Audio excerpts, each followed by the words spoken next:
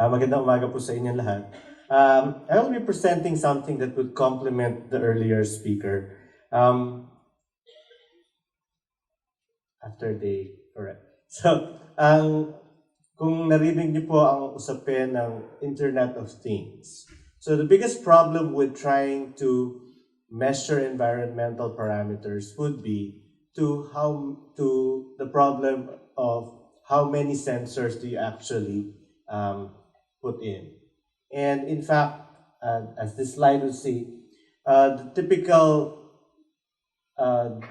places where the Pag-asa would get its data is in its synoptic stations. And this typically cover around 20 to 30 kilometers of range. And dun po sila maglalagay ng sensors you will use for predicting weather all over the country. The DOST-ASTI, the Advanced Science and Technology Institute, would actually have several weather sensors, but this does not really feed in to the Pag-asa's model.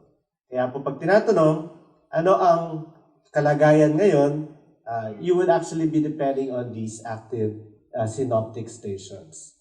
And therefore, the problem with this is that you cannot really capture what will happen in small areas. You would actually capture what happens in large areas. And therefore, kung maulan sa Luzon, doon lang po sa area na yun na maulan. Pero kung maulan ba dito sa UP Diliman, or we actually have researchers in Bagao, Cagayan, maulan ba doon sa road na inaakyat nila to look for raptors, then you would not actually have that enough data for you to be able to predict whether you'll go to your field work or not. It's not just the weather sensors, you will also have rain gauges all around that you can use. But the problem with these rain gauges, not all of them are actually being maintained anymore, and not all of them will be reporting data in real time. You could actually get the data, and as Professor Solano would do, make a neural network for it, learn from the previous data, and then just use it to predict what will happen in the next few hours. Next, please. You could get satellite data, and this is actually what we do. We have already satellites that we are bringing out in the next, we already have two, and there are small ones that are being made. There will be another one that will be is being planned right now. And me being part of that project, we actually are really happy to have satellite data. The one that you will do is to combine both satellite data and both sensor data, next please, so that you get some idea of fusing them together. And then this will be the one that will feed in to the models, just like the previous speaker would do. And if you have that, is that already enough? Pwede na ba na meron tayong satellite? Okay na ba tayo kung synoptic stations plus satellite para meron naman tayo ng kaunting dagdag in between our data models? As the previous speaker has highlighted, it's all about the number of sensors that you can deploy. The more that you know, the more that you can predict, the better your predictions would be. Next, please. And it's not just about the number of sensors, it's also about the availability of the data. You cannot just have a sensor there, but you will have only every day or every other day reporting.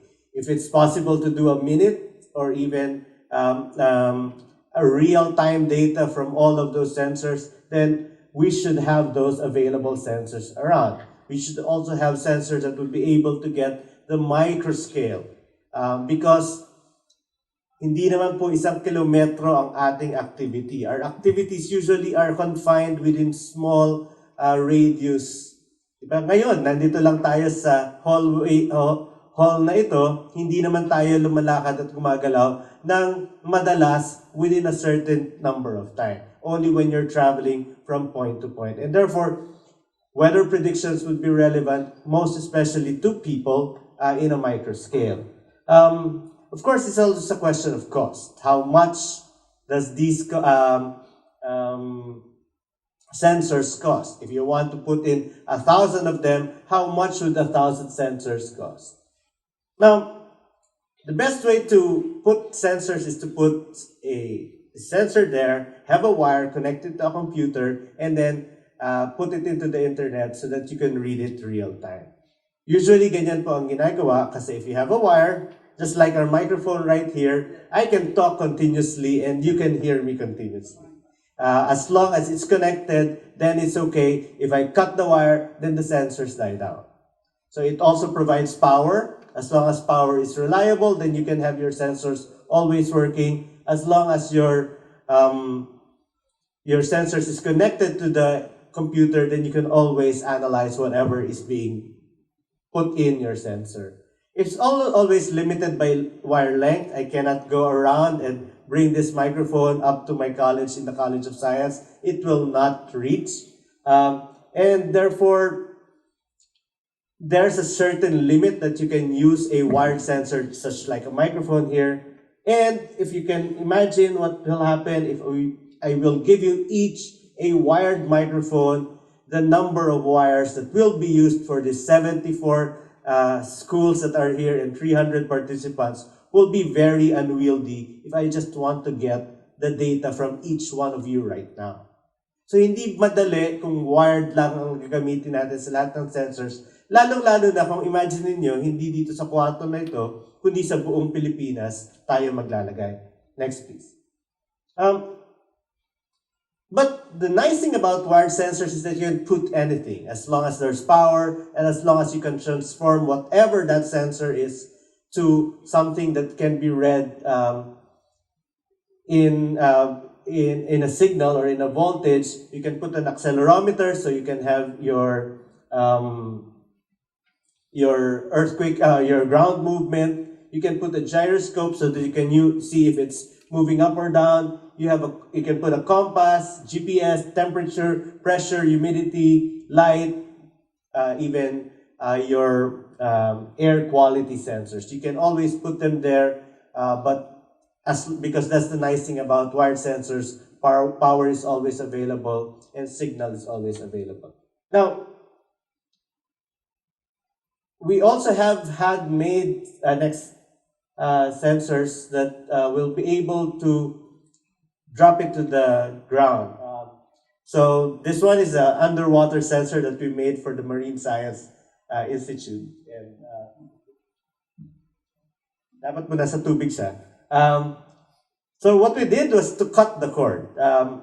This one is a wireless sensor. It has sensors here for water quality. It has sensors for chlorophyll A. And then you put it underwater and it will read all of these data. It has a wireless sensor node here. It's a radio that can send data over in at least 1 kilometer, but we have tested it for 2 kilometers in open sea. Next, please. And as long as you can pair it with a radio on the other side that can read whatever data is here, then you can actually read out the data real time. So now we're just limited by radio range. Now we're limited by power.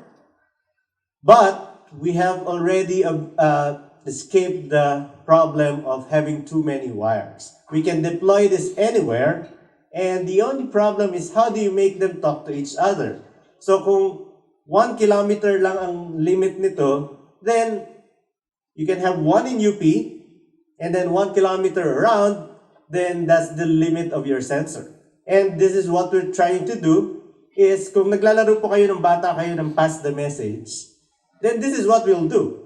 You just have to pass the message from one sensor to the other sensor and to your final node. So yung pinapasa po around is a final node where you actually get a readout. There is a sensor outside, dineploy namin kanina, that actually passes that data to this node and that passes it to that node that you're passing around. And hindi na 1 kilometer ang limit mo, kundi kung ilan yung pwede mong ilagay sa gitna mo, sa final, at doon sa original sensor. So that's the only thing that will be limiting. And therefore, we cut out the problem of wires. We solve the problem of where you can put it because you're limited by wire length. But now you encounter the problem, of course, of power. Now, this one has a battery pack. It's just measuring data every 30 minutes. And this orange buoy here would actually live for 6 months getting data from the sea. What we'll do is to replace it every 6 months. But if you can actually put a solar panel here, which we also plan to do, then this will run pretty much as long as you maintain the sensors to its proper health.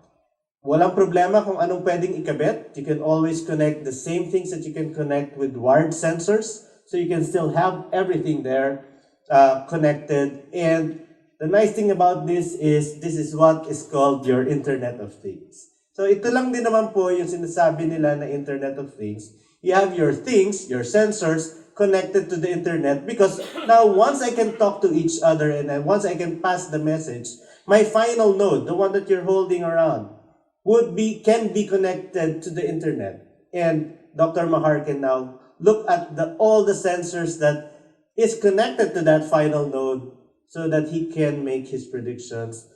Dr. Solano can make his neural net predictions, and we can benefit much more from the data that we can generate from this. Next, please. So this is the one that we did. The sensors that I listed it down are really off-the-shelf sensors. We can calibrate it. If you want to really have to see how cheap it is, it's really just around 50,000. Of course, there's a lot of 50,000 po yan plus yung pawis, dugo at iyak ng mga estudyante ko. Pero pag pinagawa niyo sa kanila, pakainin, may lunch naman mamaya. So, pero because it's part of a research project. So this is part of a project called Catfish and Stamp. Catfish is an underwater sensor that moves around. But that's essentially that one. And this is also done in collaboration with the Marine Science Institute with Dr. Alet Iniguez, who is using this for harmful algal blooms or red tide. Yung 1 kilometer po, para lang may idea tayo, that's roughly a 1 kilometer radius circle centered around the College of Science. So if we have one sensor for the College of Science, that's pretty much the one that it averages out. Next, please. Well, you can put one in the nearby Ateneo. So we can cover the whole of Katipunan. But we can go to Marikina, and one of the things that we can look out for is the height probably of the Marikina River along its and we can put sensors around there so that you can cover pretty much the whole of Marikina River and put all the sensors in Quezon City and the blue ones for Marikina, so that you can try to imagine these are the sensors that you can put to cover pretty much 100% of Quezon City. I don't think you really need that high density of data. You can always do interpolation. But if you can do that, why not? That's real data is much better than interpolated data. I put this here because these are the locations of universities around the area of Manila and Central Luzon. And you can imagine, with the help of the Commission of Higher Education, to put one sensor each nearby. And all of you will become nodes where the one that you pass around, that will be the end node of all the sensors around your cities. Then, one, you have data to play with. We will share our algorithms with you. Number two, you will contribute to the whole national data collection of, you can put accelerometers, you can put weather stations, you can put all of the things that we need. Then we can have a good data map of the hazards that will be important in disaster resilience. So, for me, that's the important thing probably. These things we can share. The Executive Vice President is here. I think they will allow me to share to the whole universities as long as we just have enough the details, iron out the details. The Resilience Institute will be using this, and I think this will lead to not just the models that we're talking about, but also a good data collection for the hazards that are around. The next speaker, Dr. Mario Aurelio, we're also going to use the same idea of having the sensors to look at ground movement, acceleration, so that we can figure out how rocks would actually move depending on the stress that you put in. And marami pa pong applications to, hindi lang yung disaster resilience, even in research. The nice thing about this is it's really cheap. I'm not saying I invented everything, but we put them together, and my students invented the algorithm that makes them talk to each other, but we're willing to share that with you because this is a very important thing that we can do for our country. Maraming salamat po, magandang umaga.